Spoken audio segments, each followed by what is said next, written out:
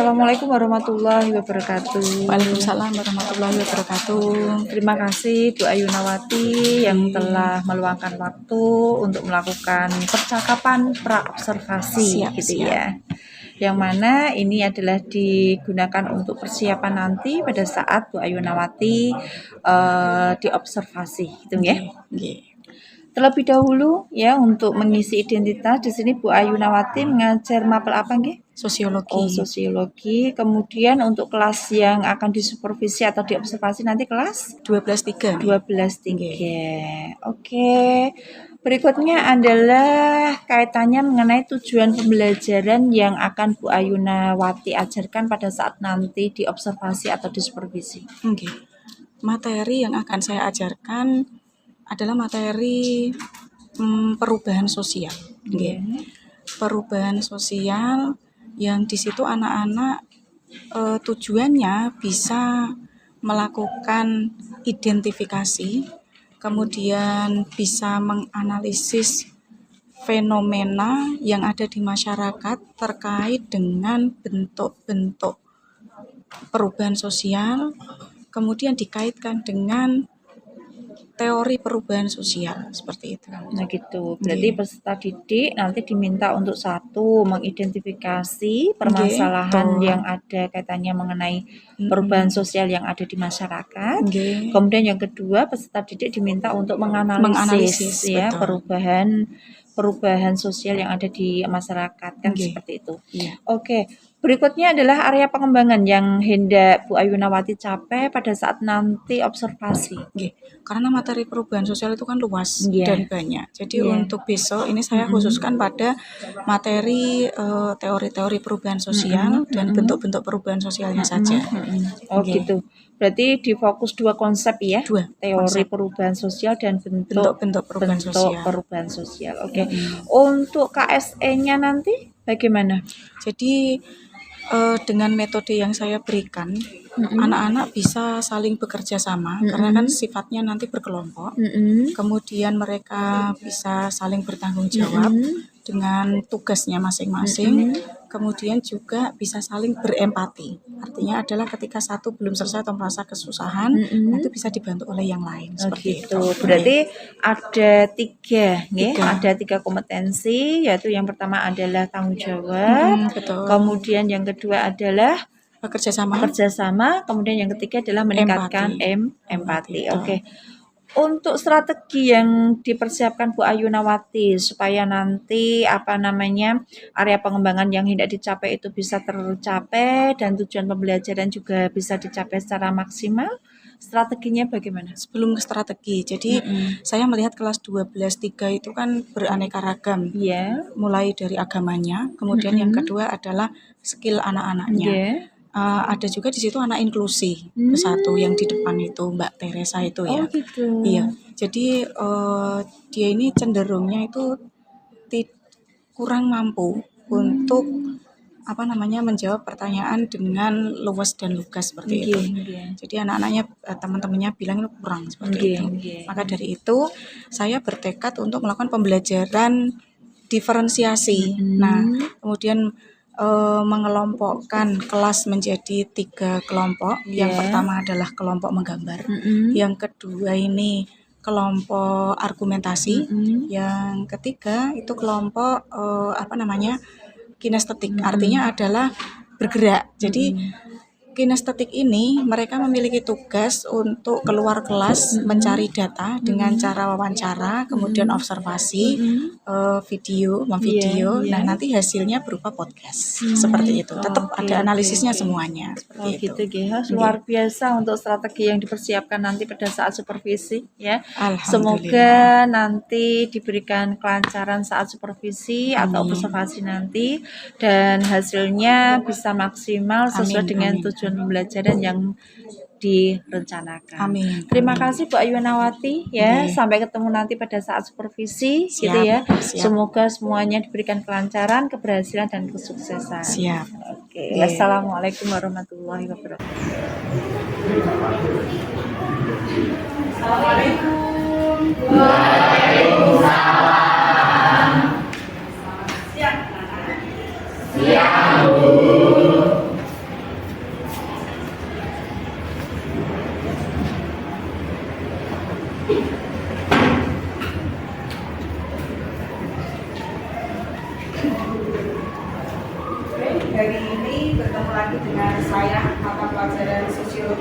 Tapi sebelum saya belajar, saya lihat di bawah kalian masih ada banyak sampah, silakan diambil dulu.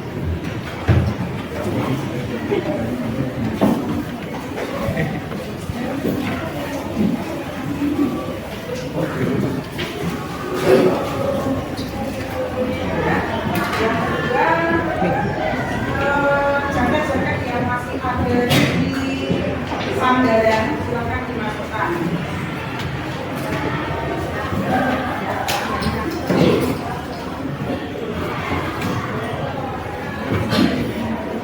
Oke, terima kasih semuanya sudah bersih ya.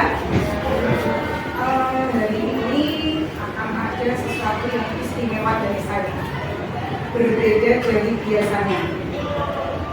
Tapi sebelum saya lanjutkan mengajar saya ingin tahu perasaan kalian pada siang hari ini lewat satu emoji. Oh ya, emot ya. Kalian ambil satu kertas, kemudian buat yang besar, emot yang mewakili perasaan kalian pada siang hari ini. Silakan.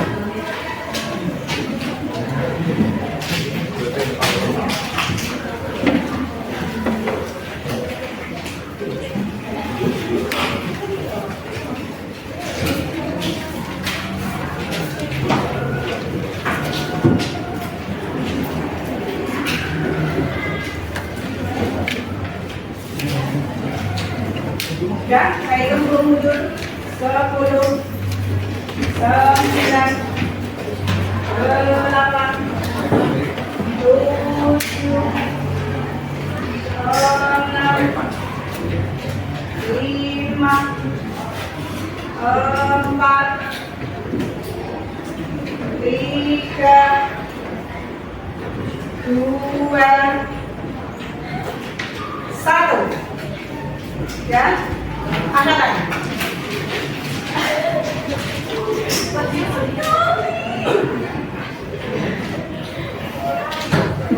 Saya ingin kamu berdiri, kemudian menjelaskan apa yang kamu gambar. Silakan. Saya ini menunjukkan bahwa saya senang dengan hari ini. Alasannya? Alasannya karena pembelajaran hari ini banyak yang praktek dan materinya sedikit sudah menyenangkan. Oke, silakan duduk. Yang kedua, yuk silakan diangkat lagi. Saya pengen Kezia, silakan.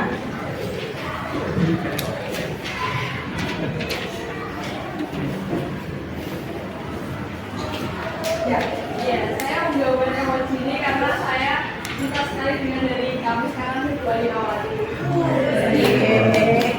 Silakan duduk. Terima kasih. Saya harap kalian semua juga sama ya. Dan saya bisa menjadi siraman.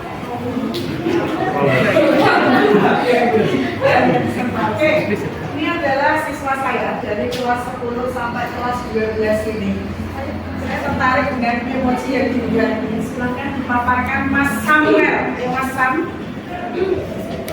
Saya ada alasannya untuk mengambil emoji ini karena ya menurut saya hari ini biasa-biasa saja. Biasa-biasa saja. Yang biasa seperti itu. Semua menghargai perasaan. Terima kasih semuanya ya. Tidak bisa. Demikian ya. Jadi dari ini apa yang kalian gambar ternyata mewakili perasaan kalian. Jadi karena kalian ini sudah bisa duduk dengan tenang, sudah bisa menerima saya dengan lapang dada, walaupun Mas Sam tadi mengatakan bahwa dari ini data-data saja walaupun ada saya, ya kan? Tapi cukup membuktikan bahwa di akhir pembelajaran dapat 9-10 kalian masih tetap semangat. Untuk selanjutnya saya akan absen dulu karena saya pengen tahu dari ini yang tidak hadir itu siapa dan karena apa. Aida Putri Maharani, oke. Aldiva, Alvanul, Andi Arunian, Anela, Alfa, Afida, Cita Nanda, sakit kenapa? Panas. Jeka Rama, Danius, Cispen, nanti janji sama saya mau hadir loh ya. Nanti bilang sama dia ya. Oke. Egat Ahmad. Oke. Fitri Ramadhani. Grace Natali. Kezia Grace. Marta Intan. Merlina. Muhammad Burhan. Muhammad Fauzi, Muhammad Fahri, izin sakit, izin apa sakit? Naura Enggar, Pri Santieka, Ruput Adila, Rafael Abimanyu, Rahma Olivia, Raka Mailandi, Randy, Revanza, Rona Cantika, Sabrina, Samuel Jayen, Cindy, Teresa, Tova Ale, Yeri Kosturia, Yunia, Zara Ayu. Terima kasih. Berarti ada beberapa yang tidak hadir. Kalian yang hadir di sini adalah anak-anak yang luar biasa. Diberi kesempatan untuk menimba ilmu dari saya dan saya bisa memberikan ilmu yang baik kepada kalian. Oke? Untuk pembelajaran dari ini kita akan mempelajari lanjutan dari materi kemarin. Kemarin kita belajar apa? Perubahan sosial. Kemarin pada definisi, kemudian apa lagi? Faktor pendorong, ciri-ciri. Nah, sekarang kita akan mempelajari tentang bentuk-bentuk dan teori perubahan sosial. Kemarin beberapa teori perubahan sosial sudah saya jelaskan, ya kan? Hari ini berarti lanjutan dari teori-teori kemarin. Kemudian yang kedua adalah bentuk-bentuk perubahan sosial. Oke, masih ingat nggak kemarin teori yang saya jelaskan tentang apa? Teori. Nah, salah satu sebutkan, coba. Teori siklus. Oke, terus penjelasannya. Perubahan yang terjadi secara berulang-ulang. Contohnya apa kemarin? Tren baju yang seperti apa? Nah, kemudian ada lagi apa yang masih ingat? Aksesoris. Kita lanjutkan ke slide selanjutnya. Oke. Tujuan pembelajaran hari ini sebenarnya adalah membahas materi tentang perubahan sosial. Ini diambil teori dan bentuk. Untuk apa? Agar anak-anak ini bisa menganalisis bagaimana bentuk-bentuk perubahan sosial yang ada di masyarakat. Dikaitkan dengan teorinya, pasti dalam segala perubahan itu ada banyak masalah, ya kan? Ada baik itu dampak negatif sebagai masalah ataupun dampak positifnya.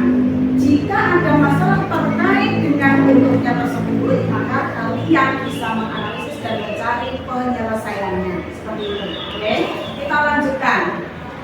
Yang selanjutnya, nah, ada video yang harus kalian simak. Video pertama, silakan bisa disaksikan dulu terkait dengan programnya.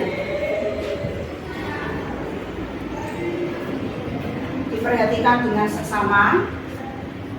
Ya. Dengan kemajuan teknologi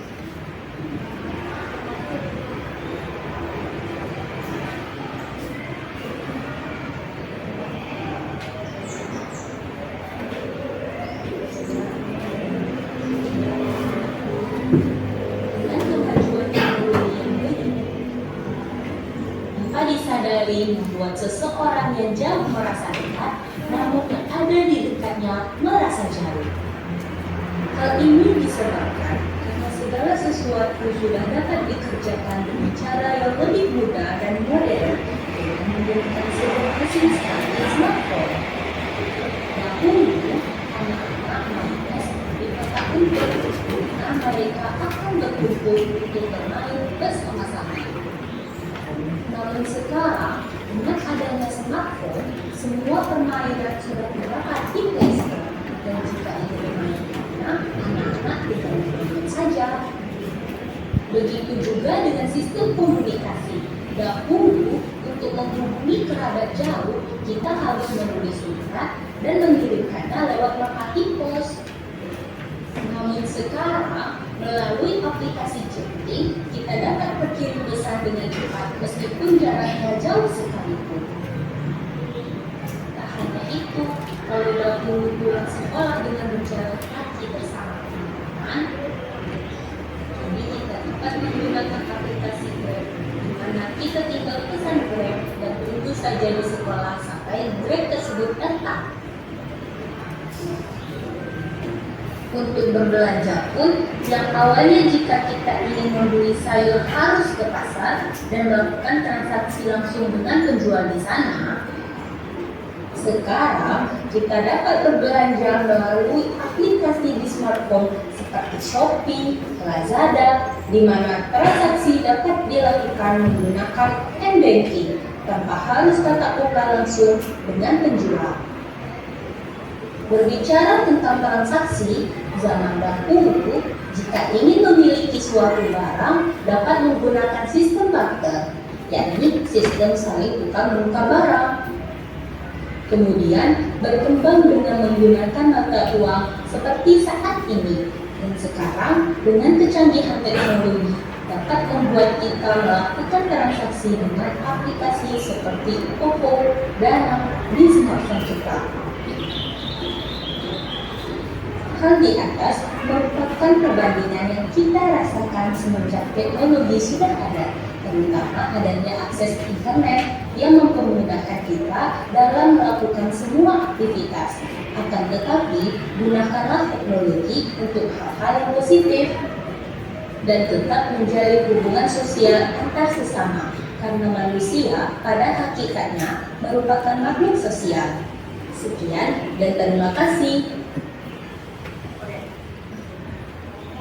Sebentar, dari yang kalian lihat, perubahan apa saja yang terjadi? Sebutkan, satu, tunjukkan.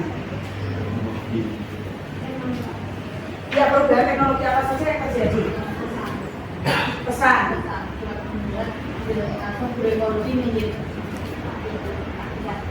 Oke, pesan. Lagi?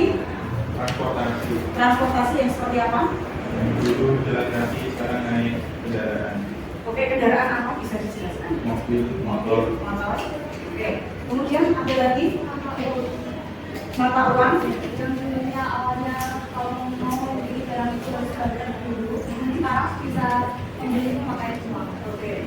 Perubahan apa? Kira perubahan tadi termasuk perubahan besar, perubahan kecil, revolusi atau evolusi, direncanakan atau tidak direncanakan, perubahan yang membawa kemajuan atau perubahan yang membawa kemunduran. Silakan jelaskan beserta alasannya. Satu saja.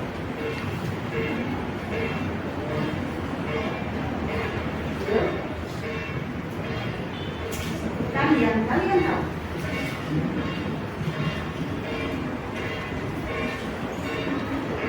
Ya. Kita masuk ke dalam teori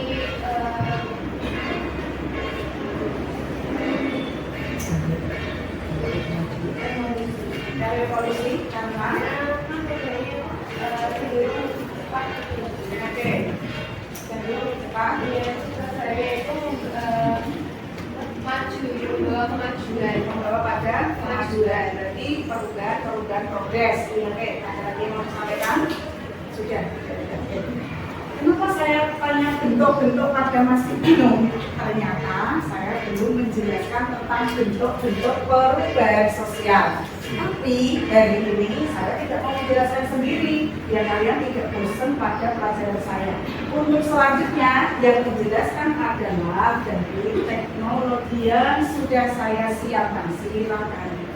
Yang kedua.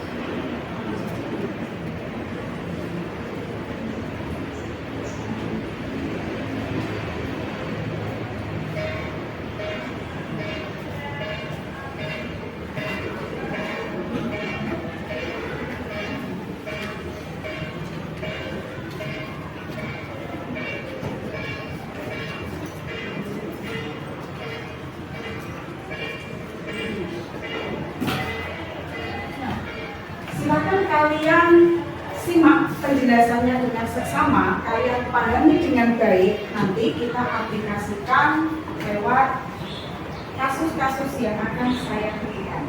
Terima kasih. Kalian tahu nggak kalau dulu manusia melakukan transaksi jual beli untuk mendapatkan suatu barang dengan cara melakukan sistem barter, yakni pertukaran barang dengan barang. Namun, seiring perkembangan zaman, manusia sudah tidak lagi melakukan yang namanya sistem barter, tapi manusia sudah melakukan transaksi jual beli untuk mendapatkan barang yang menggunakan uang sebagai alat tukar. Tidak hanya itu saja, manusia pada zaman sekarang sudah melakukan transaksi jual beli dengan menggunakan sistem pembayaran online, baik melalui rekening, melalui kartu kredit, dan lain sebagainya. Sangat mudah bukan?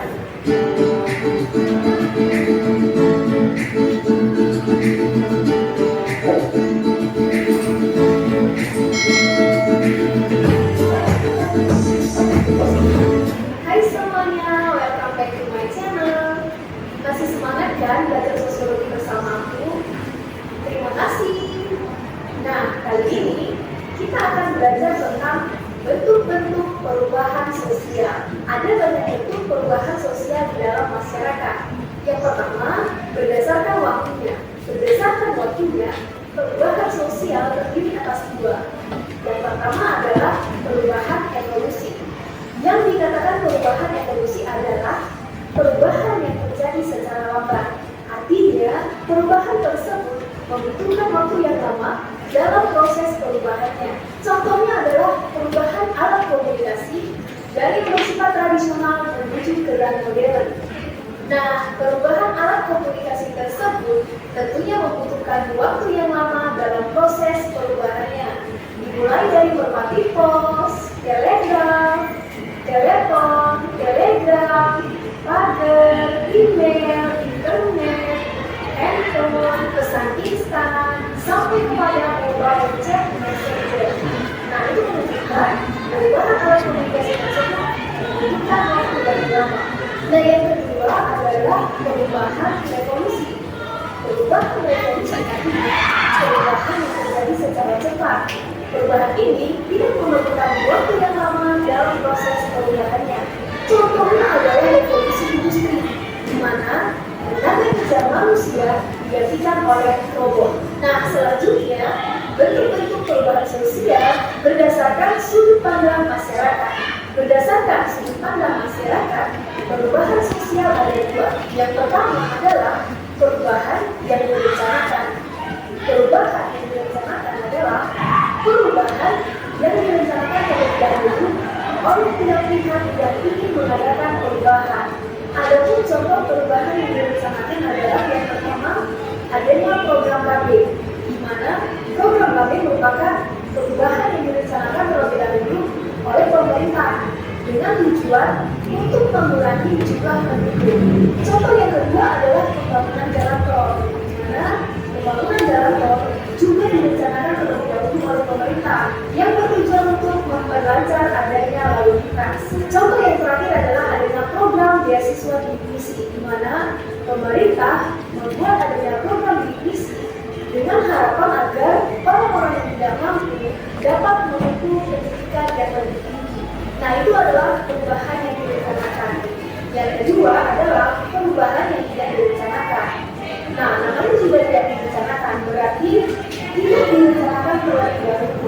Selain itu, perubahan tersebut juga berlangsung secara tiba-tiba. Contohnya misalnya bencana alam, di mana bencana alam termasuk perubahan yang tidak direncanakan. Kenapa?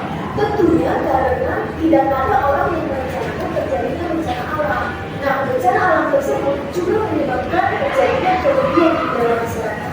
Nah, yang selanjutnya, bentuk perubahan sosial berdasarkan pengaruhnya. Berdasarkan pengaruhnya, perubahan sosial ada dua. Yang pertama, perubahan besar. Yang dikatakan perubahan besar adalah perubahan yang membawa pengaruh besar bagi masyarakat, dan perubahan tersebut juga diikuti oleh seluruh masyarakat. Contohnya adalah modernisasi, di mana adanya modernisasi membawa pengaruh besar bagi masyarakat, seperti misalnya berkembangnya gaya hidup konsumtif, gaya hidup kebarat-baratan, makin tingginya pergaulan bebas, semakin tingginya angka kriminalitas, dan lain sebagainya. Contoh lainnya adalah adanya kenaikan harga BBM. Kenaikan harga BBM membawa pengaruh besar bagi masyarakat. Contohnya adalah semakin tingginya tingkat kriminalitas, semakin banyaknya pengangguran, dan semakin tingginya angka kemiskinan. Nah, itu adalah contoh dari perubahan besar. Yang kedua adalah perubahan kecil. Perubahan kecil artinya perubahan yang membawa pengaruh kecil bagi masyarakat. Selain itu, perubahan tersebut hanya diikuti oleh sebagian kecil masyarakat. Contohnya adalah perubahan model pakaian dan perubahan model rambut, di mana perubahan model pakaian yang ke-9 diikuti oleh sebagian kecil masyarakat. Yang keempat adalah bentuk perubahan sosial berdasarkan arah perkembangannya. Berdasarkan arah perkembangannya, perubahan sosial ada dua. Yang pertama adalah perubahan progres. Perubahan progres artinya perubahan yang menuju ke arah kemajuan. Adanya perubahan ini juga memberikan keuntungan bagi masyarakat. Contohnya adalah perkembangan fintech, di mana adanya perkembangan fintech memberikan kemajuan dan juga memberikan keuntungan bagi masyarakat. Seperti misalnya mempermudah manusia dalam melakukan segala aktivitasnya. Yang kedua adalah perubahan regres. Perubahan regres artinya perubahan yang membawa kemunduran bagi masyarakat. Perubahan tersebut juga memberikan kerugian bagi masyarakat. Contohnya adalah penyalahgunaan internet, di mana saat ini banyak orang menggunakan internet, seperti misalnya memanfaatkan internet untuk melakukan yang namanya prostitusi online, judi online, penipuan online shop, dan lain sebagainya. Yang terakhir adalah bentuk perubahan sosial berdasarkan struktur dan prosesnya. Berdasarkan struktur dan prosesnya, perubahan sosial ada dua. Yang pertama adalah perubahan struktural. Perubahan struktural artinya perubahan yang mendasar, di mana perubahan ini menyebabkan perubahan dalam segala aspek kehidupan masyarakat. Contohnya adalah pergantian presiden, di mana adanya pergantian presiden dapat menyebabkan terjadinya perubahan dalam segala aspek kehidupan masyarakat. Contohnya adalah adanya pergantian presiden telah membuat lahirnya kebijakan-kebijakan baru dan juga program kerja yang baru, dan hal tersebut tentunya menyebabkan perubahan dalam segala aspek kehidupan masyarakat. Yang kedua adalah perubahan proses. Perubahan proses artinya perubahan yang tidak mendasar. Perubahan ini hanya menyempurnakan perubahan yang sebelumnya. Contohnya adalah perubahan amandemen Undang-Undang Dasar 1945 yang menambah dan menghapus beberapa pasal dengan tujuan untuk menyempurnakan pasal-pasal yang ada di dalam undang-undang. Baiklah, sekian video dari saya tentang bentuk-bentuk perubahan sosial. Semoga videonya bermanfaat untuk kalian semua, dan jangan lupa di like, komen, dan subscribe ya. Terima kasih. Kita lanjutkan ke slide selanjutnya. Untuk selanjutnya tadi video sudah kalian tonton coba. Jadi video sebelumnya tentang bentuk-bentuk perubahan sosial, kira-kira contoh lain dari perubahan sosial besar apa? Lain dari perubahan sosial besar. Ya, kelas. Perubahannya kenapa kok dikatakan sebagai perubahan besar?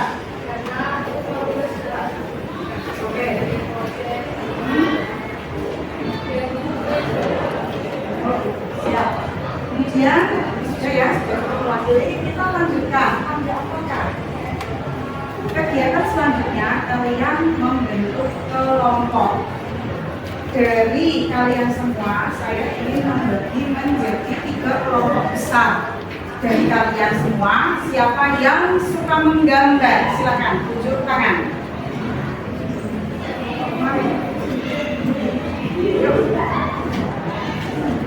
Kelompok kemarin? Ya, 1, 2, 3, 4, 5, 6, 7, 8, 9, 10, 11. Siapa yang suka berargumen? Silakan tunjuk tangan. 6, 7, 8, ada 9 ya tadi ya. Kemudian siapa yang suka bergerak untuk mencari data? 1, 2, 3, 4, 5, 6, 7, 8, 9, 10. Oke, silakan. Semuanya silakan berkumpul sesuai dengan kelompoknya masing-masing. Di sini kelompok menggambar ke mana? Di sana ke sini. Kelompok menggambar ke sana. Kemudian kelompok argumen di sini, silakan bergerak yang di sebelah sini. Silakan. Dalam waktu 1 menit.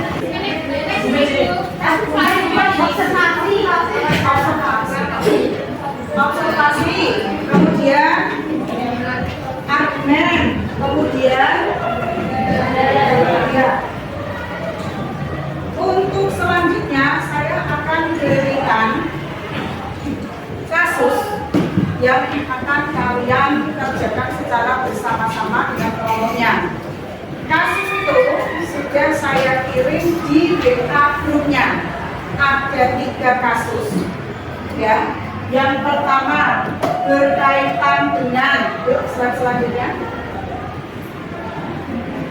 perubahan sosial akibat pandemi. Yang pertama ya, jadi adanya pandemi COVID 2019 kemarin itu ternyata menyebabkan perubahan baik sosial maupun budaya di masyarakat, ya enggak? Salah satu perubahannya apa? Waktu COVID itu, salah satu perubahannya apa? Pembelajaran online, terus apa lagi? Pakai masker, terus apa lagi? Jaga jarak dan lain-lain. Yang kedua, pengaruh media sosial terhadap perubahan masyarakat di Indonesia. Yang namanya media sosial itu kan ada internet, ada Memento, ada WhatsApp, di situ gambarnya ada semuanya di sebelah sana. Kurang lebih. Dan nanti di bawahnya ada. Kemudian di bawah dulu. Ya, itu adalah gambar-gambar dari atau simbol-simbol dari media sosial. Ono Facebook, ada apa lagi? Instagram, ada Twitter, ada TikTok dan lain-lain itu adalah media sosial. Itu sangat berpengaruh merubah masyarakat Indonesia. Kalau kalian pengen tahu, teman saya itu ada yang meneliti tentang media sosial di daerah Bajing. Jadi gara-gara media sosial, seberapa kuat perubahannya bagi anak-anak remaja. Kemudian yang 03, coba balik lagi ke slide yang tadi. Oh tidak, kita kembali lagi ke slide sebelumnya. Nanti kita lihat yang ketiga, pengaruh menjamurnya pabrik terhadap perubahan sosial di Kabupaten Jepara. Kita lihat gambar apa di sana. Nah, itu adalah hasil karya saya yang sekarang saya teliti terkait dengan perubahan sosial yang ada di Kabupaten Jepara. Khusus yang saya teliti adalah Kecamatan Mayong. Kenapa? Di Kecamatan Mayong itu merupakan sentra produksi apa kan? Keramik, genteng, kemudian gerabah. Di sana juga ada produksi lapis. Tapi 10 tahun sekarang ini ya, 10 tahun dari sekarang itu ternyata banyak sekali pabrik-pabrik berdiri, baik yang skalanya nasional maupun yang skalanya internasional, banyak pabrik besar. Dan uniknya di situ adalah pabrik-pabrik buatan dari Eropa. Atau pabrik-pabrik pemiliknya adalah bukan Eropa, Korea. Di situ punyanya Korea semua. Setelah saya hitung ada 15 pabrik berdiri di situ kan. Ria kan? Nah, ternyata merubah kebudayaan yang ada di sana, kebiasaan yang ada di sana itu juga berubah. Ingin tahu nggak perubahannya seperti apa, Cak? Ingin tahu nggak? Ingin tahu nggak? Nah, ini salah satunya yang di Mayong. Coba kita lihat video selanjutnya. Ini video terus. Videonya nanti atau sekarang aja? Nanti aja ya. Kita langsung kerja saja. Kita lihat apa yang harus kalian lakukan berkaitan dengan studi kasus yang saya berikan. Nanti.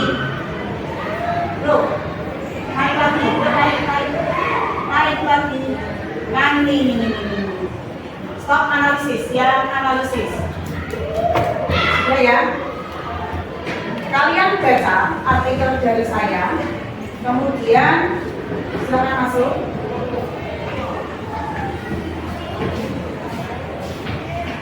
Silakan kalian baca artikel dari saya yang saya berikan.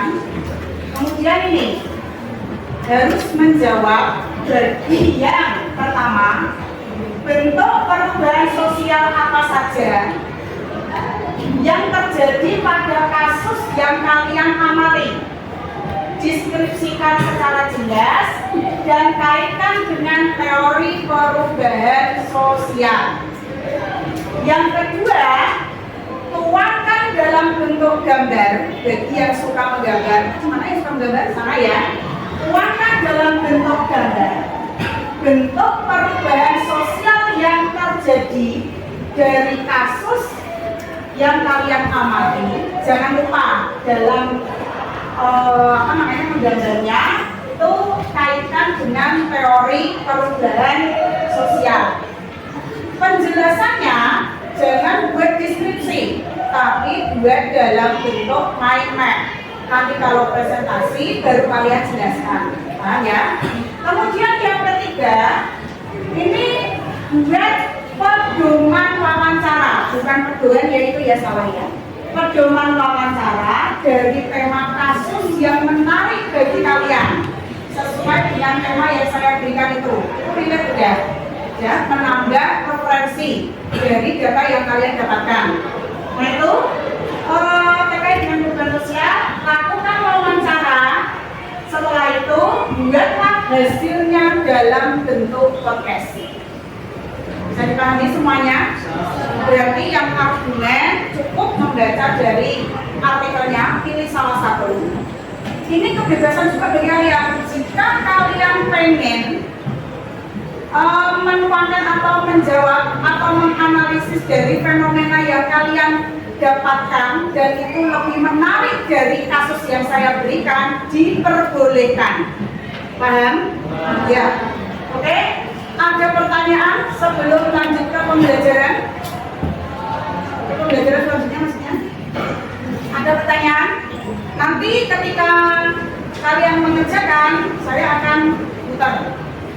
Jadi yang kesulitan nanti akan saya arahkan. Seperti itu. Ya. Ditulis saja. Nah, itu terakhir. Kalau misalnya dari sini bisa membuat PPT, langsung dibuat PPT-nya. Nanti di presentasi diberikan PPT-nya. Oke ya. Jadi dalam itu dan dulu setelah oke siap. Ada lagi pertanyaan? Tidak? Sudah jelas nggak? Sudah. Oke, kalau semuanya sudah jelas, maka kerjakan tugas masing-masing. Bagi yang berargumen silakan menganalisis, bagi yang menggambar silakan menggambar, bagi yang wawancara silakan lanjut wawancara.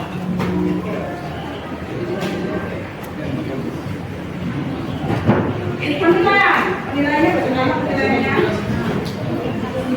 Kertasnya. Misalkan kertasnya ini buat kecil nggak apa-apa, tapi hasilnya difoto saja ditampilkan di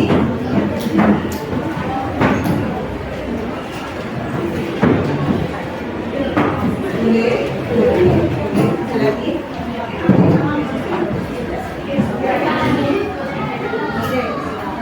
Nah ini kan berbeda, ya ini nanti bisa dibagi jadi ya.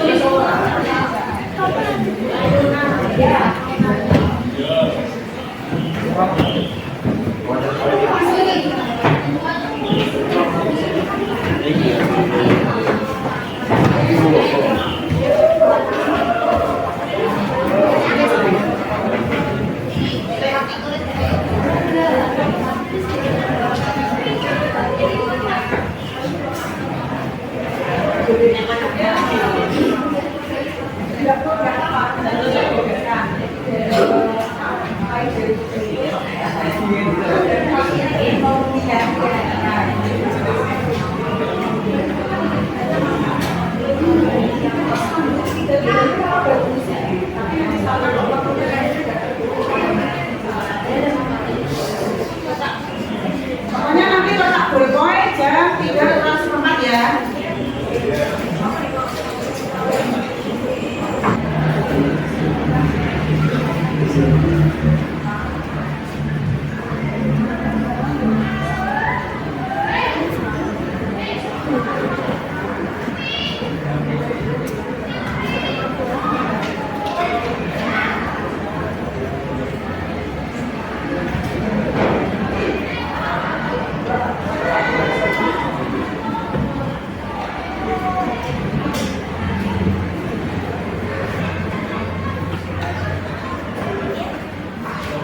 Ingat ya, untuk penilaian satu kekompakan, dua isi atau konten, tiga analisis secara umum ya nanti ya.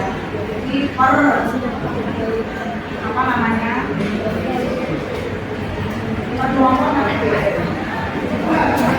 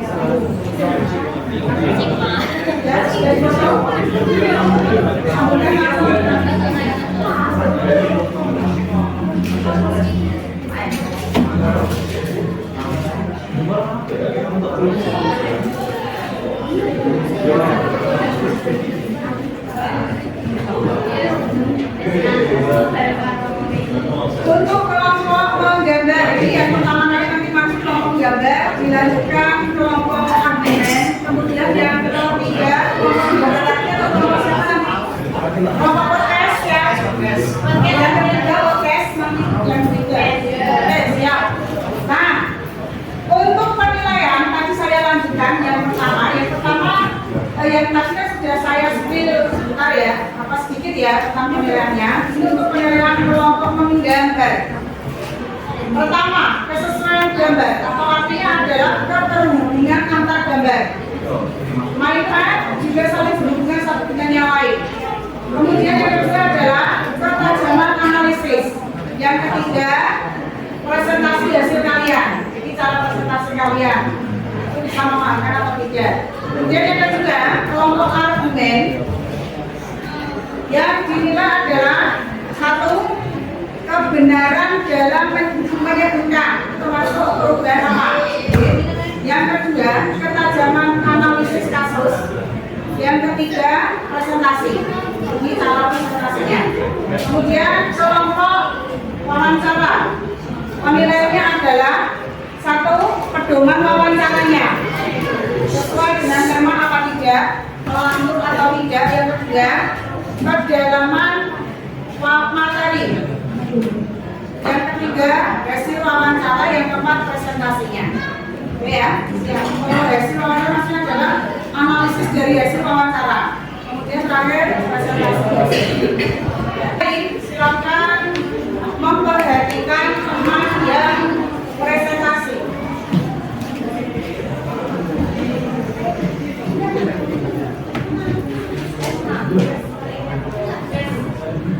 Tapi yang bisa ready? Enggak masuk. Siapa bisa nyambung?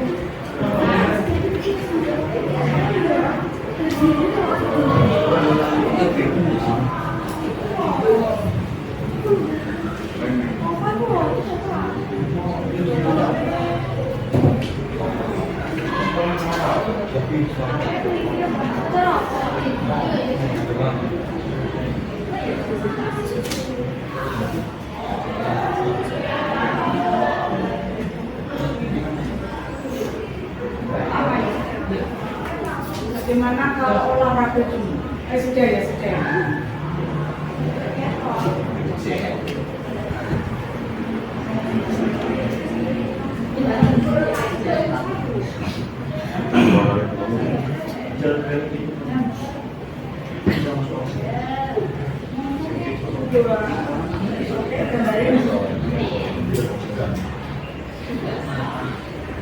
Gambarnya dulu yang kita lihat.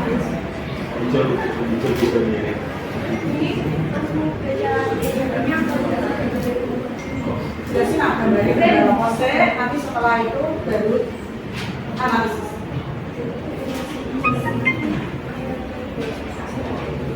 Assalamualaikum warahmatullahi wabarakatuh. Waalaikumsalam warahmatullahi wabarakatuh. Sebelumnya perkenalkan, nama saya Marta Ita Nurwan dari absen 14. Saya Siti Saraswati, absen di 1. Kami berdua dari kelompok gambar ingin menjelaskan mengenai perubahan sosial yang direncanakan yang terjadi pada yang dialami oleh kita, yaitu pemilihan ketua OSIS. Pada beberapa tersebut dapat dilihat sedang berlangsungnya pemilihan ketua OSIS 2024. Nah, pemilihan ketua OSIS 2024 itu termasuk dalam perubahan sosial yang sering kita alami setiap tahunnya.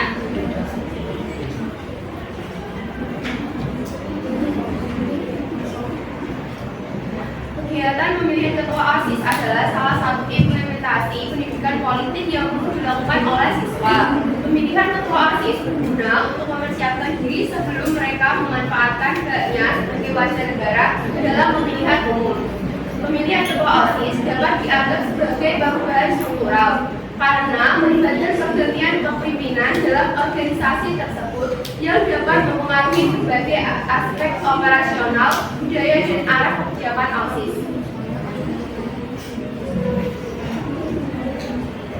Perubahan ketua OSIS termasuk dalam teori siklus. Perubahan ketua OSIS biasanya terjadi secara berkala, misalnya setiap ajaran baru. Proses ini berulang sesuai dengan jadwal yang sudah ditetapkan oleh sekolah.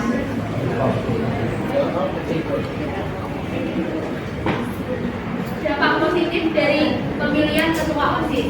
Yang pertama adalah perubahan kepemimpinan. 2. Perubahan program dan kegiatan. 3. Pengaruh terhadap motivasi dan semangat anggota OSIS.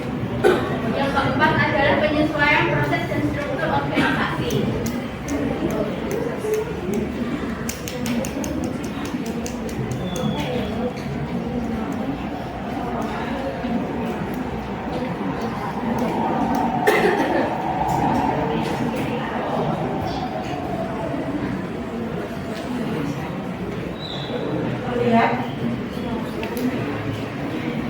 Ini siklus teori siklus pada pemilihan ketua OSIS karena berulang-ulang tiap tahunnya.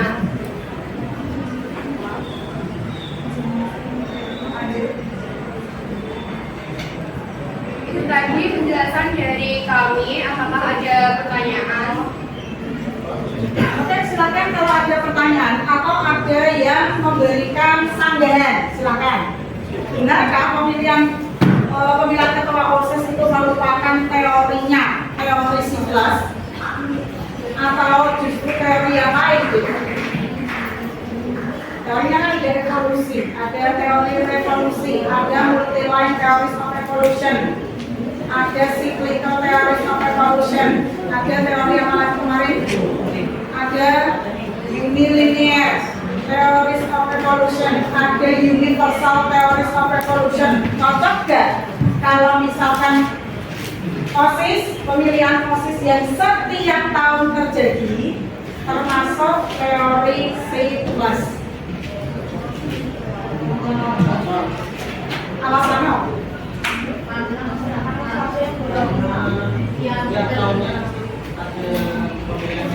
mesti pengulangan ya.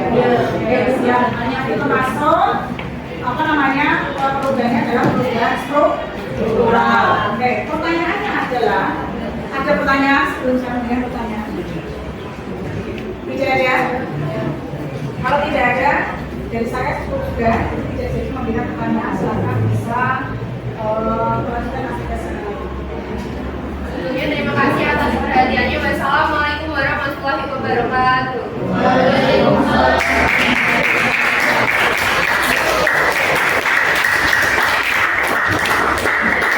Terima kasih untuk kelompok menggambar ya. Jadi apa itu perubahan secara struktural? Perubahan yang merupakan perubahan kepemimpinan yang setiap tahun terjadi. Kemudian teorinya adalah teori siklikal. Perubahan itu terjadi secara berulang-ulang, setiap tahun mesti terjadi. Namun terkadang perubahan yang terjadi pada proses ini bisa berdampak negatif ketika ternyata pemimpin OSIS dan juga anggotanya tidak melaksanakan amanah. Nanti program-programnya tidak ke arah kemajuan, tapi malah menuju ke arah kemunduran. Mungkin kan terjadi? Mungkin. Berarti kalau itu terjadi, perubahannya menjadi perubahan apa? Perubahan progres apa yes? Kalau misalkan terjadi kemunduran, perubahan. Yes. Saya lakukan untuk kelompok pertama, silakan kelompok selanjutnya. Assalamualaikum warahmatullahi wabarakatuh. Waalaikumsalam warahmatullahi wabarakatuh. Perkenalkan, kami dari kelompok 2, kelompok argumen. Sebelumnya perkenalkan, nama saya Deka Ramadhan Sakti dari absen 9. Perkenalkan, nama saya Amelia Rahmatullah dari absen 5. Oke, jadi kita berdua perwakilan dari kelompok argumen akan menjelaskan tentang perubahan sosial akibat adanya pandemi COVID-19.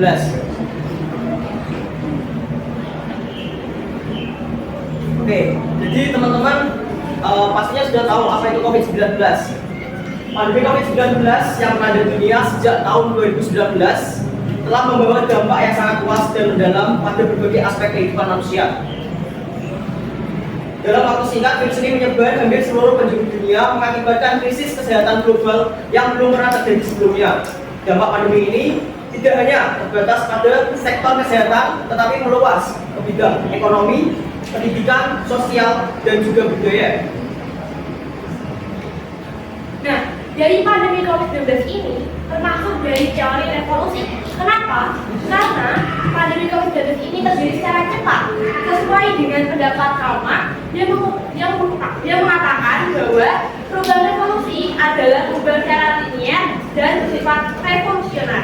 Dikarenakan perubahan ini menimbulkan chaos. Jadi kayak ada disorganisasi sementara.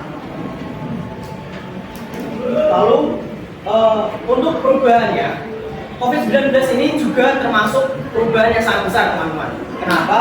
Karena COVID-19 ini berubah secara cepat dan mendunia, atau revolusi yang secara cepat menyebabkan menjadi kacau, dunia menjadi kacau. Termasuk juga perubahan besar karena dalam perubahan ini mendalam dan sangat luas bagi aspek di kehidupan global.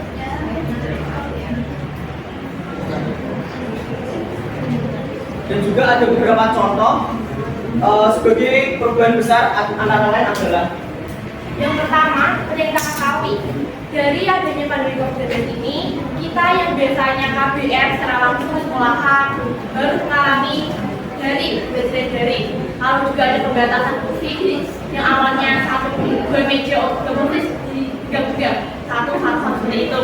Dan juga ada sesi 1 dan sesi 2 juga, biar mencegah penularan yang secara banyak. yang distancing. Ya, distancing. Lalu ada juga dalam bidang teknologi. Karena adanya pandemi COVID-19, kita juga menggunakan teknologi secara langsung, secara banyak. Contohnya menggunakan Meet, menggunakan Zoom untuk pembelajaran. Lalu juga kita kan dibatasi ya untuk berkumpul dengan teman-teman. Jadi mau nggak mau, orang-orang yang emang dasarnya kurang tahu tentang internet, akhirnya mau belajar juga tentang penggunaan teknologi untuk komunikasi dengan teman-teman yang lain, dengan sanak keluarga yang umumnya jauh. Lalu juga dalam bidang ekonomi global, kita yang biasanya bertransaksi secara langsung di minimarket, di pasar, untuk kebutuhan sehari-hari menjadi berubah karena COVID tadi. Kita akhirnya akan membeli sesuatu barang dari seperti aplikasi Shopee, Lazada. Jadi menggunakan e-money juga, menggunakan Dana, Shopify, gitu. Lalu untuk selanjutnya adalah perubahan berdasarkan prosesnya. Perubahan yang tidak dihendaki dan tidak direncanakan. Nah, pastinya teman-teman bahkan para ilmuwan, dosen-dosen dan lain-lain juga tidak akan mengetahui dengan adanya COVID-19 ini. Perubahan sosial terjadi tanpa perencanaan sebelumnya dan di luar kendali masyarakat. Mengakibatkan dampak sosial yang tidak diinginkan, pandemi COVID-19 adalah contoh perubahan sosial yang tidak direncanakan. Karena secara tiba-tiba memaksa masyarakat untuk beradaptasi, mengubah nilai dan norma sosial yang telah lama dianut. Seperti yang dicontohkan tadi, masyarakat yang biasanya hidup bersosialisasi, hidup kebersamaan, dengan adanya COVID-19 ini maka terjadinya pencegahan atau social distancing, teman-teman.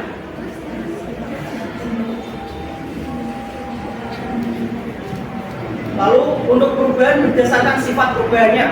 Perubahan struktural merupakan perubahan sosial yang menghasilkan struktur sosial baru yang melibatkan perubahan dalam tatanan masyarakat.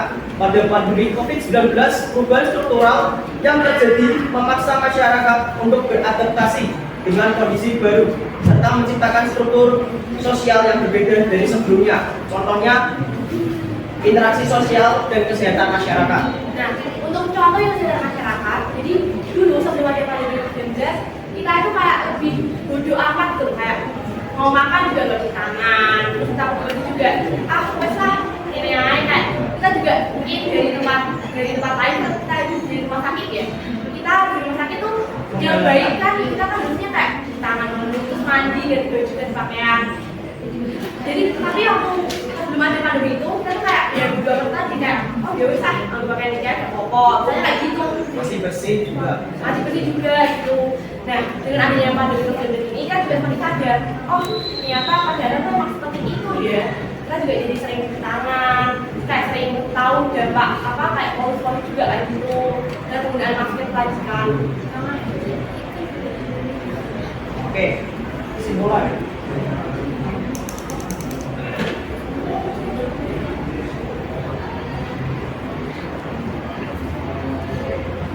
Oke, kesimpulannya ya teman-teman.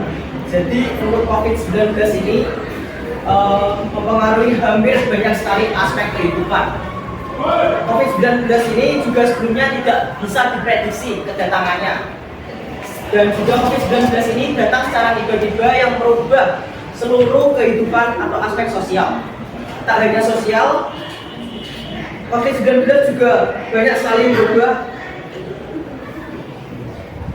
adanya interaksi antara masyarakat dengan masyarakat yang lainnya, juga merubah beberapa aspek, yakni seperti kehidupan, bekerja, dan berinteraksi. Lalu adanya pekerjaan jarak jauh, belanja online, pekerjaan virtual, dan juga kekhawatiran kesehatan masyarakat. Mungkin itu saja yang sudah dapat kami sampaikan tentang argumen atau pernyataan dari perubahan dengan adanya COVID-19. Mungkin apakah ada pertanyaan dari audiens? Ada pertanyaan? Ada yang menyadar? Tidak ada ya? Ada, Mbak? Mau bertanya? Biasa. Kalau tidak ada, tentu benar ya apa yang disampaikan bahwa COVID-19 termasuk dalam perubahan besar. Jadi sebenarnya kalau kalian membahas tentang COVID-19 itu perubahan bisa dilihat dari arah mana saja.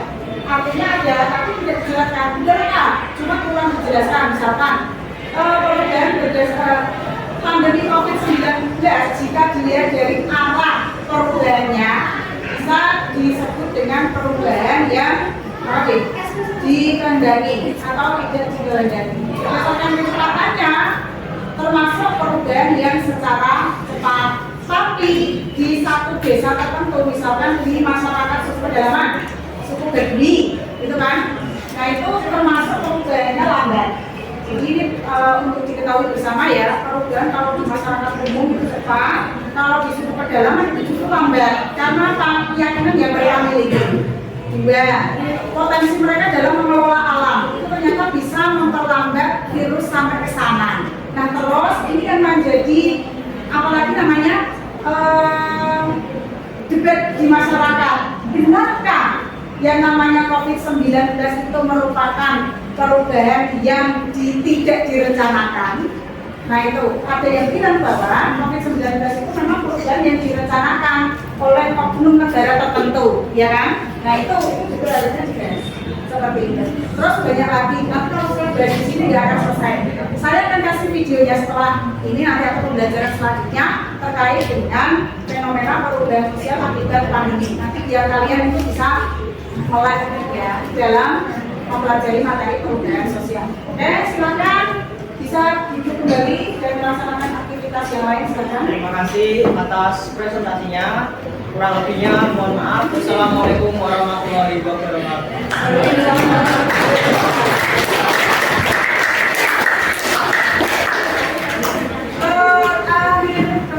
Silakan. Assalamualaikum warahmatullahi wabarakatuh. Perkenalkan kami dari kelompok 3 akan mempresentasikan tentang LGBT. Sebelumnya, perkenalkan nama saya Nisya dari angkatan 12. Saya Aisyah Putri Madani angkatan 1. Dan ini dia berikut videonya yang akan saya pertanyakan.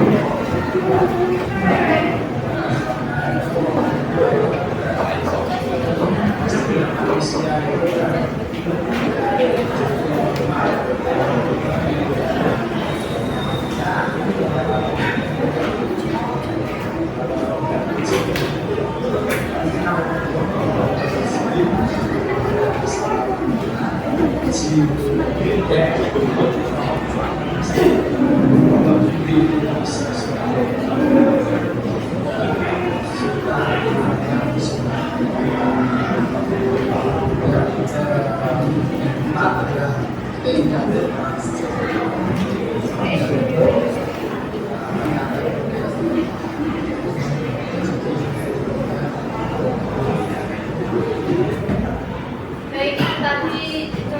dari pengacara kami, saya akan menjelaskan tentang dia akan menjelaskan tentang LGBT, kembalinya LGBT itu dalam teori apa. Setelah kita melihat kayak berikut tadi, dapat kita simpulkan bahwa LGBT ini termasuk dalam teori siklus, karena LGBT ini sesuatu yang terjadi pada masa sekarang dan pada dasarnya memiliki kesamaan atau kemiripan dengan yang sebelumnya. Yang dalam arti LGBT ini dari tahun ke tahun itu gayanya beda. Misalkan ada yang dari transgender atau memang dia itu perawakannya itu cowok tapi ternyata suka cowok juga. Saya akan melanjutkan penjelasan jadinya. Jadi teori siklus ini dalam LGBT dulu kan pernah tenar, lalu kembali padam kayak nggak tenar lagi, lalu akhir-akhir ini sudah tenar lagi. Banyak seperti di sosial media banyak sekali yang mentenarkan kaum LGBT. Perubahan ini termasuk dalam perubahan tidak direncanakan. Kenapa? Karena perubahan ini tidak direncanakan karena tanpa ada perencanaan dulu, tapi keinginan tersebut muncul dan terjadi di luar jangkauan pengawasan. Hal ini dapat menimbulkan banyak sekali dampak yang tidak diinginkan oleh masyarakat.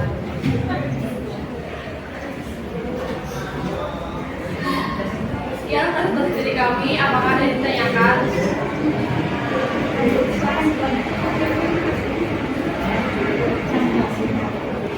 Saya ditanya, sebelumnya pertama saya ada kuliah jadi pertanyaan saya itu juga. Yang pertama itu, kalau kalian gimana sih cara menggabungkan yang komunikasi? Dan yang kedua, kalau misal di lingkungan teman kalian ada salah satu seseorang yang memang aktornya tidak sendiri, kalian jadi teman-teman apa dari mana?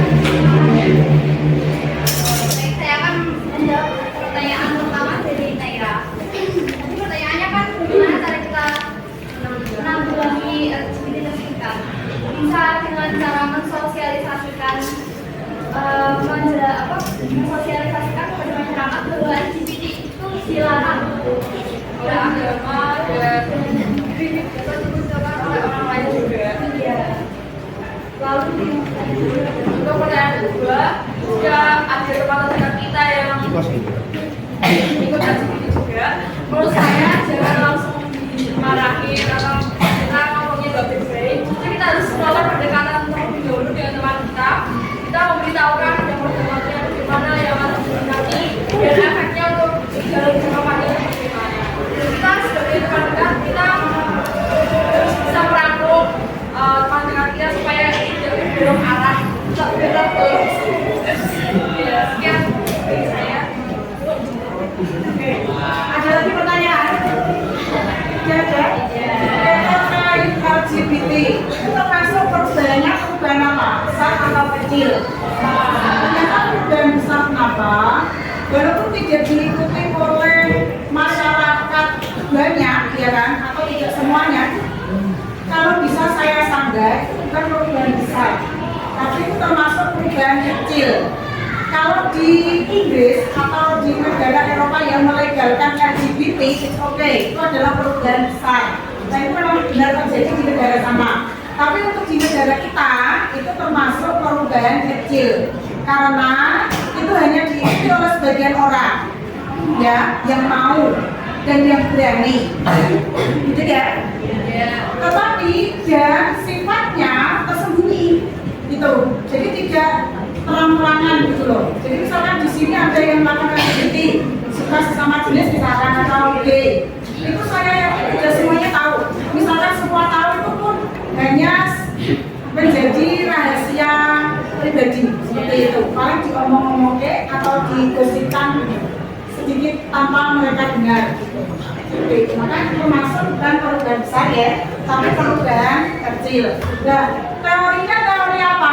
Itu kan sebenarnya setiap tahun itu ada. Nah, ini yang disoroti adalah tidak tenangnya. Suatu pada masa zaman Nabi Lot dulu, Nabi Lot kalau kita orang Islam ya, di sini kan beraneka ragam agamanya, ada yang Katolik, ada yang Buddha, ya, ada yang Islam seperti itu. Zaman Nabi Lot dulu itu suka sesama jenis itu sudah banyak, hampir keseluruhannya. Tapi kan tidak boleh.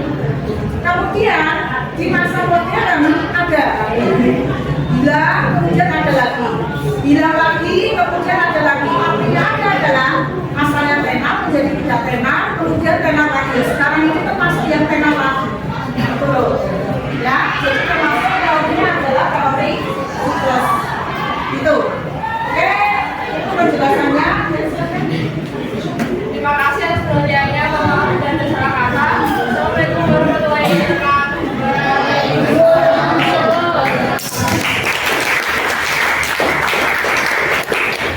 Dari ke laptop. Jadi kita langsung saja ke ya, sebelum berinteraksi kita simpulkan dulu apa yang bisa kita simpulkan dari pembelajaran kita hari ini. Silakan. Satu, kita mempelajari perubahan. Betul-betul perubahan. Nanti betul-betul perubahan apa saja? Perubahan. Ada perubahan. Ada perubahan. Terus? Terus perubahan. Perubahan struktural. Yang kita bahas dari yang pertama tadi. Yang masuk pertama tadi membahas apa tadi? Namanya? Pemilihan proses. Tadi termasuk perubahan apa? Siklus. Termasuk bentuk perubahan apa? Berulang. Perubahan besar atau perubahan kecil atau perubahan apa? Pemilihan proses tadi termasuk perubahan apa? Dan struktural. Kemudian teorinya? Teori siklus. Kemudian yang kedua, tadi apa? Pandemi. Terus pandemi itu termasuk perubahan apa? Perubahan besar bisa. Terus perubahan apa lagi? Tidak direncanakan. Perubahan apa lagi? Perubahan apa? Perubahan direncanakan, tidak direncanakan.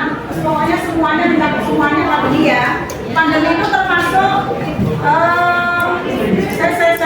ini sepertinya chaos karena jamnya mau pulang ya. Oke, sekarang bukan sebelum pulang. Saya tanya lagi. Fokus. Ya, saya anggap tadi kita ulangi lagi sekali lagi. Termasuk perubahan besar dari yang kita bahas tadi. Apa saja perubahannya? Terus apa lagi? Terus perubahan apa lagi? Pemilihan proses tadi termasuk perubahan apa? Bentuknya perubahan apa? Oke. Kemudian pandemi itu termasuk teorinya teori apa? Teori revolusi. Masyarakat pedalaman termasuk teori revolusi. Ya. Sekarang kita ke refleksi. Pertanyaannya, apakah kalian merasa senang pada pembelajaran hari ini? Apakah kalian paham pada materi pembelajaran hari ini? Oke, kemudian saran pembelajaran seperti apa yang kalian harapkan pada saya? Seperti ini. Ada lagi tambahannya? Sama ada lagi? Terjun lapangan. Cerita-cerita masuk enggak? Oke, terima kasih ya demikian dari saya. Was dari perubahan Allah atau Tuhan tidak akan merubah nasib seseorang kecuali kecuali orang itu yang merugikan sendiri. Jelas. Maka dari itu tidak ada yang tidak mungkin kalau kita mau berusaha. Yang kedua, pendidikan memang tidak membuat kita kaya, ya kan? Kita jadi konglomerat, tapi dengan pendidikan bisa mengantarkan kita menjadi kaya dan sukses. Masuk nggak? Masuk. Siap lanjutkan pendidikan? Siap. Terima kasih. Mari kita berdoa sebelum pulang. Kita berdoa menurut kepercayaan masing-masing. Berdoa. Mulai.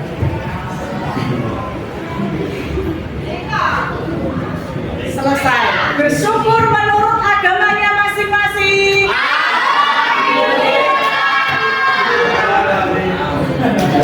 Assalamualaikum warahmatullahi wabarakatuh. Bu Ainawati, terima kasih atas kedatangannya pada sore hari ini di luar. Adapun tujuan dari kita bertemu gitu ya, ini kan perihal membahas atau membicarakan yang terkait mengenai observasi yang sudah Bu Ainawati lakukan kemarin. Oke, baiklah. Sebelum saya mulai pertanyaan yang terkait mengenai observasi kemarin ya, keadaannya Bu Ainawati hari ini Sehat. Alhamdulillah, sehat sekali. Sudah nampak dari wajahnya berseri ya. Karena kemarin sudah itu ya, sudah beres ya tesisnya ya. Alhamdulillah sudah dapat pemecahan. Sudah menemukan solusi ya, dari permasalahan yang dihadapi. Oke. Pada pertemuan kali ini ya, tadi sudah saya jelaskan bahwa tujuan dari kita bertemu adalah barangkali membahas mengenai observasi yang dilakukan Bu Ainawati kemarin gitu ya. Yang pertama ingin saya tanyakan yaitu terkait mengenai bagaimana pendapatnya Bu Ainawati setelah menyaksikan pembelajaran kemarin. Pendapatnya deg-degan ya. Karena jujur itu pertama kalinya saya mengajar dengan pembelajaran berdiferensiasi yang sistematis. Artinya apa? Mungkin sebelumnya saya sudah mengajarkan pembelajaran berdiferensiasi itu ya, tapi nggak sadar bahwa itu ternyata pembelajaran berdiferensiasi. Nah, setelah tahu, ini saya ternyata sekarang ini mengajar dengan berdiferensiasi, nah itu ada perasaan ini Kak, deg-degan. Oh gitu, deg-degannya karena? Ya karena ini nanti harus bagaimana, terus nanti setelah ini apa, terus hasilnya seperti apa, nah oh gitu. Karena jenengan itu ya memikirkan bagaimana sifatnya gitu ya. Betul. Kalau sebelumnya kan nggak usah dipikirkan nanti pembelajaran seperti ini, entah itu berdiferensiasi atau bukan, yang penting maju, anak senang, paham gitu ya. Karena kemarin sudah dibuatkan gitu ya, proses pembelajarannya adalah berdiferensiasi berbasis KSE gitu ya. Terus dengan sendiri, terus fokusnya ke sifatnya. Nanti mulainya dari mana? Terus habis ini terus seperti apa? Seperti itu. Betul. Seharusnya ya mengalir saja, kan gitu ya. Itulah bedanya ketika ditumbuhi dengan tidak. Oh gitu ya. Dari nilai dan tidak. Berarti sangat mengalir ya. Ada momok tersendiri. Ada momok. Padahal seharusnya yang namanya supervisi itu kan bukan berarti kita dinilai tidak ya. Harusnya gitu aja kan. Seharusnya kita itu terjadi kolaborasi kan seperti itu harusnya. Tapi memang mindset yang ada itu kalau supervisi kan mindsetnya adalah penilaian. Betul. Itu adalah untuk mindset yang dulu. Untuk yang sekarang kan tidak seperti itu. Oke. Terus dalam proses pembelajaran gitu ya, yang sudah Bu Ainawati lakukan kemarin, apakah itu semua sesuai dengan yang direncanakan atau yang dituliskan di dalam modul ajar? Belum 100%. Belum 100%. Belum. Jadi kemarin itu saya kira masih banyak menjelaskan ya. Untuk yang pertama, yang kedua, ternyata setelah saya sadar nggak ada ice breaking. Harusnya itu kan penting ya kalau untuk pembelajaran sosial. Karena kan kalau misalkan hanya penjelasan, kemudian pelaksanaan praktek di lapangan gitu tanpa ada SPP itu ada yang kurang bagus. Nah kemarin seperti ini. Terus hasilnya lagi ternyata kan kemarin saya bagi menjadi 3 grup. Yang pertama grup menggambar, yang kedua itu argumentasi, kemudian yang ketiga ini kinestetik, yang artinya adalah wawancara. Nah ini anak ini sebelumnya pada pembelajaran sebelumnya itu kan sudah saya beritahu deh bahwa siswa itu ada pembelajaran yang melakukan wawancara terkait dengan materi perubahan sosial. Nah anak ini udah mencuri start duluan. Ya kemarin itu kan mencari start duluan. Anak-anak mencari informannya, kemudian udah mencari pertanyaannya itu kira-kira mau ditanyakan itu apa. Padahal kan ekspektasi saya ketika saya memberikan alurnya ini, nanti kalian silahkan buat pertanyaannya dulu di sini, kemudian baru mencari targetnya. Nah itu ternyata tidak, mereka sudah membuat pertanyaannya dulu, kemudian sudah mencari targetnya, tinggal cek gitu aja. Berarti kan anak kreatif, tapi ternyata di luar ekspektasi saya. Oh gitu ya. Ternyata benar-benar anak luar biasa gitu ya. Luar biasa, betul. Oh, hasrat untuk belajar sosiologinya berarti luar biasa tingginya gitu ya. Iya. Sampai dia mencuri start duluan. Iya, karena mereka berpikirnya gini. Ini pelajaran yang saya suka, kenapa? Karena mata pelajaran hiburan kan, aku bilang gitu. Iya, kenapa? Dari pagi itu sudah salah eksak semua. Dari jam 7 sampai jam 2 ya. Iya. Setelah jam 2 sampai jam 4 itu katanya mata pelajaran hiburan. Maka ketika mereka diberikan kesempatan untuk praktek ya, mencari ke lapangan, terjun ke lapangan, itu udah semangat duluan. Tapi kekurangannya ya itu akhirnya. Menurut saya ya belum 100%. Oke. Kembali lagi dengan pernyataannya Bu Ainawati ya, bahwa kemarin lupa untuk SPP kan gitu kan. Berarti untuk menurut pendapatnya Bu Ainawati berarti SPP itu perlu ya? Perlu. Meskipun kemarin Bu Ainawati juga sudah memberikan meminta anak untuk menuliskan perasaannya. Ya, tetap perlu kan. Oh iya. Tetap diperlukan walaupun sedikit ya, karena mereka itu jiwanya itu walaupun sudah SMA ya, udah dewasa itu tetap sisi permainannya itu ada, jadi itu menambah semangat mereka belajar, ketertarikan mereka untuk belajar itu semakin bertambah. Untuk menambah semangat belajarnya dan juga sekaligus untuk meningkatkan fokus dan konsentrasi dalam belajar. Betul sekali. Selanjutnya ketika dalam proses pembelajaran itu ya, bisakah panjenengan menceritakan gitu ya perihal yang dirasakan selama pembelajaran kemarin, selama dilakukan observasi? Perasaan saya atau perasaannya Bu Ainawati? Kalau perasaan saya ini ya senang senang karena satu, tidak terlalu banyak penjelasan cerita yang tidak capek. Yang kedua, ini benar-benar berorientasi pada siswa gitu. Pembelajaran yang berorientasi pada murid. Jadi saya memberikan arahan, kemudian mereka yang melakukan pembelajaran itu. Artinya mulai dari apa yang harus dilakukan, kemudian terjun ke lapangan, kemudian memberikan analisis dan evaluasi, itu yang melakukan anak.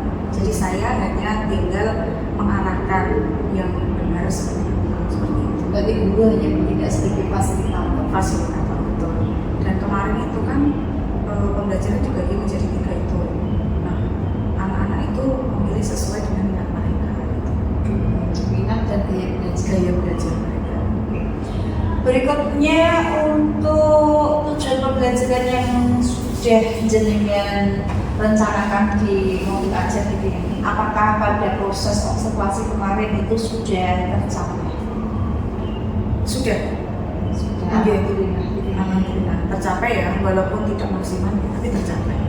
Artinya mereka sudah bisa memahami materi, kemudian yang kedua sudah bisa menganalisis, kemudian bisa memberikan solusi dari permasalahan yang mereka kerjakan. Istilahnya ada studi kasus ya, studi kasus itu harus diselesaikan dalam bentuk gambar, kemudian kemudian dalam bentuk argumen, kemudian yang ketiga dalam bentuk wawancara dan tema wawancara bukan podcast. Itu udah dapat satu. Berikutnya dalam proses pembelajaran kemarin ya pada saat observasi, Bu Ainawati melihat siswa merasakan kesulitan Awalnya, jadi kesulitan itu di awal. Ini gimana kan belum pernah ya yang namanya sesuai dengan kalian. Yang pertama kalian harus sesuai dengan minat menggambar, silahkan siapa. Yang kedua kalian harus sesuai minat berargumentasi siapa. Yang ketiga argumen, kemudian wawancara. Nah itu nanti caranya gimana Bu? Nah itu bimbingnya di situ. Kemudian saya beritahu pada mereka untuk yang wawancaranya ada sebuah kasus yang berkaitan dengan perubahan sosial. Kasusnya ada 3, yang berkaitan dengan pendidikan 1, yang kedua pandemi, yang ketiga perubahan di sekitar ini. Kalian silakan pilih salah satunya. Kemudian misalkan yang bertema tentang COVID-19. Kalau yang suka dengan wawancara, silakan kalian buat pertanyaan terkait dengan COVID tersebut, perubahannya apa saja, kemudian faktor yang menyebabkan itu apa dan sebagainya. Itu sesuai dengan mata pelajaran yang sudah saya pelajari, yang sudah saya ajarkan seperti itu. Oh gitu ya. Dari situ yang menggambar juga sama. Yang menggambar itu nanti silakan kalian gambarkan perubahan yang terjadi pada saat COVID. Kira-kira sebelum terjadi COVID itu ada gambaran apa? Setelah pada saat COVID itu apa? Setelah COVID ini apa? Itu perubahannya itu jelas. Kemudian faktor yang membentuk itu apa? Kemudian faktornya apa? Faktor penyebabnya itu apa? Terus bentuk-bentuk perubahannya itu perubahan apa saja itu jelaskan. Kemudian yang ketiga itu termasuk teorinya, itu termasuk teori apa. Untuk khusus yang gambar, karena terkait dengan gambar, penjelasannya itu harus lewat mind map gitu. Jadi hanya ada gambar. Nanti untuk presentasinya berarti kalian harus mempresentasikan gambar kalian dengan mind map itu. Nah untuk yang argumen berarti kalian membuat sebuah esai atau makalah atau di situ berupa artikel bullying yang terkait dengan misalkan fenomena pandemi itu. Kemudian analisis menggunakan teori-teori perubahan sosial, bentuk-bentuk perubahan sosial dan lain-lain itu. Kemudian hasilnya nanti jangan langsung tapi bentuk PPT. Nah itu saat ini juga Bu ya. Kemudian untuk yang wawancara tadi hasil akhirnya wawancara dibentuk dalam bentuk podcast. Nah nanti ya video bentuknya, dan itu kalian ketika presentasi kalian harus menampilkan video itu tidak lama, hanya beberapa menit saja. Kemudian kalian harus menjelaskan analisis kalian secara terbuka seperti itu. Gitu ya Bu? Iya. Nah setelah itu mereka paham dan akhirnya mereka ke lapangan itu. Seperti itu ya. Jadi setelah kesulitan yang dialami oleh siswa kemudian dikomunikasikan dengan Bu Ainawati, akhirnya siswa itu mendapatkan pencerahan bagaimana mereka harus beraction ya. Okay. Berikutnya ini terkait mengenai kesulitannya Bu Ainawati sendiri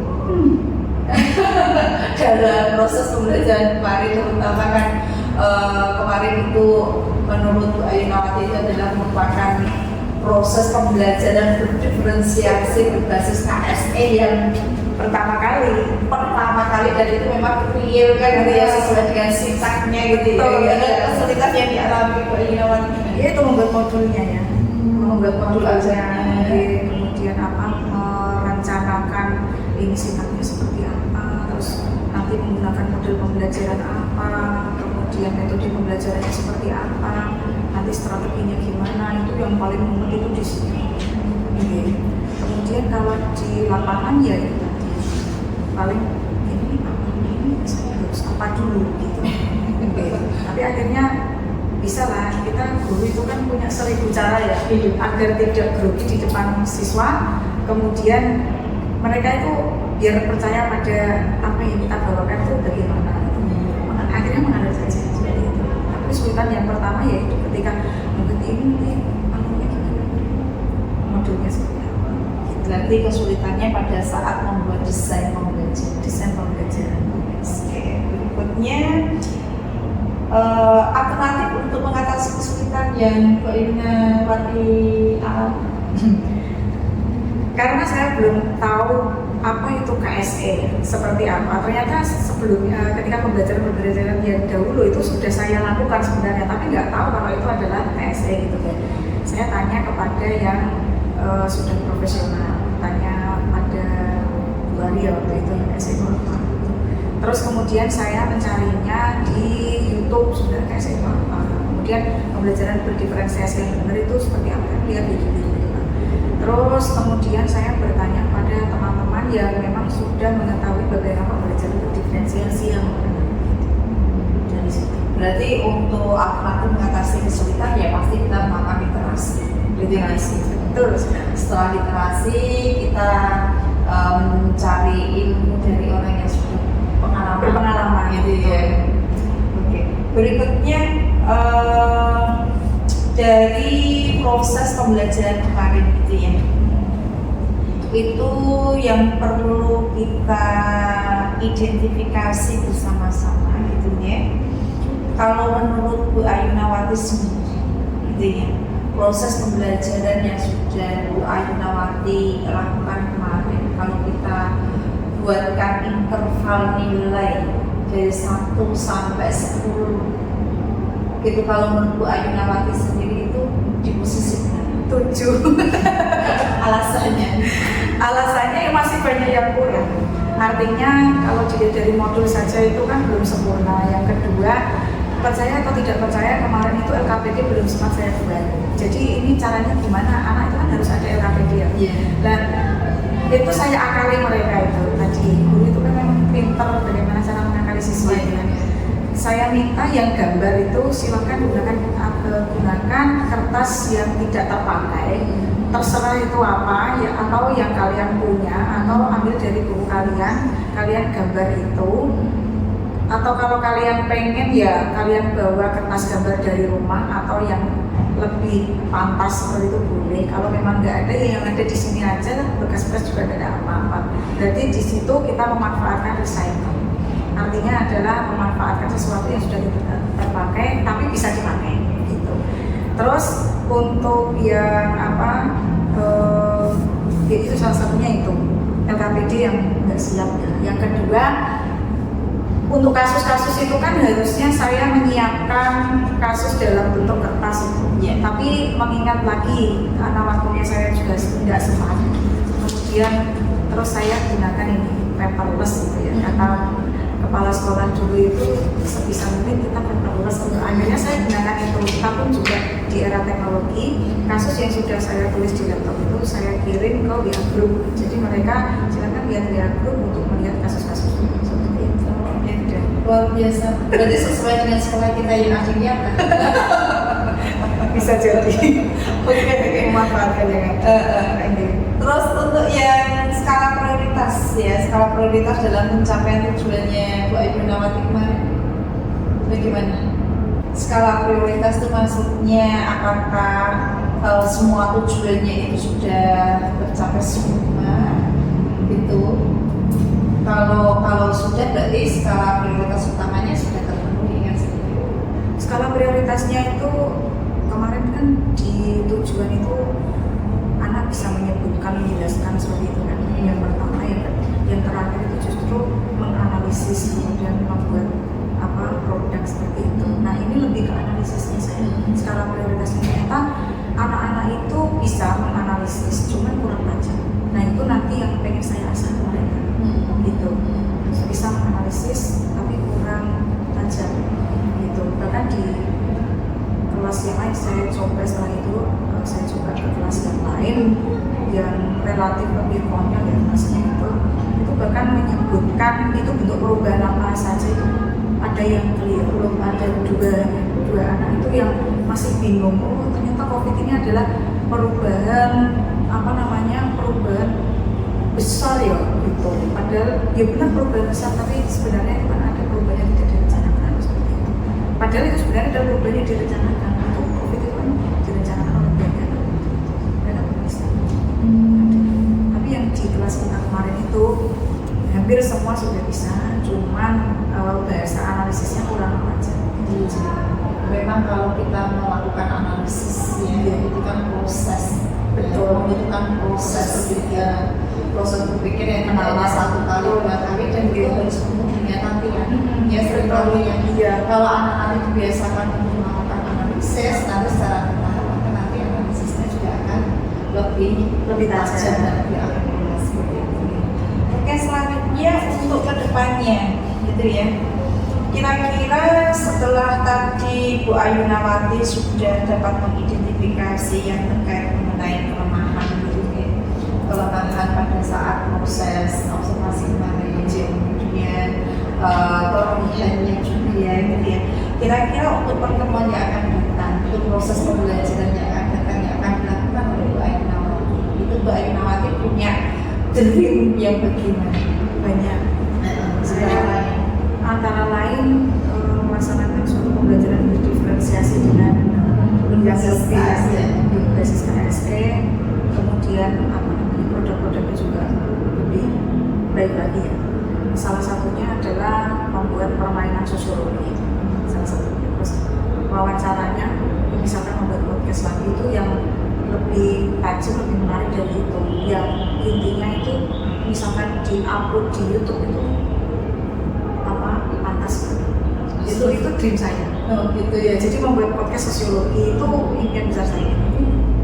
Jadi satu membuat podcast sosiologi, kemudian yang kedua membuat game tentang sosiologi gitu ya. Kemudian yang ketiga penelitian. Yang ketiga ya, karena di materi sosiologi itu kan ada materi penelitian sosial. Nah itu kan relate dengan materi-materi yang ada termasuk perubahan sosial. Terus nanti untuk yang penelitian itu nanti masuknya kalau kegiatan mana yang intranya atau ekstranya?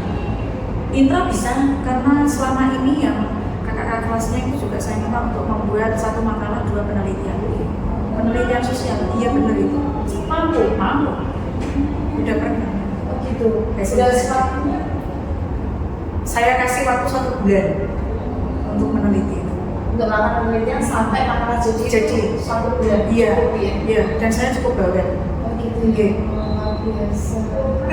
Dan juga pastinya nanti dalam proses pembuatan game sosiologi itu juga mengaplikasikan dari teknologi. Jadi nanti ada teknologi dulu pernah membuat wall ini sama gunakan lagi. Yang kedua itu membuat itu tangga itu ulang tangga. Nah itu. Tapi ini pertanyaannya yang ada di situ itu sosiologi. Iya. Gitu. Nanti Bu Ayunawati bisa mengembangkan itu dengan menggunakan IT. Dengan sangat mudah sekali nanti sesuai dengan apa yang Bu Ayunawati inginkan, misalnya ulang tangga ya. Jadi nanti Bu Ayunawati bisa memasukkan keyword-keywordnya itu nanti terjadi langsung. Dan nanti untuk pilihannya ya juga banyak sekali ya.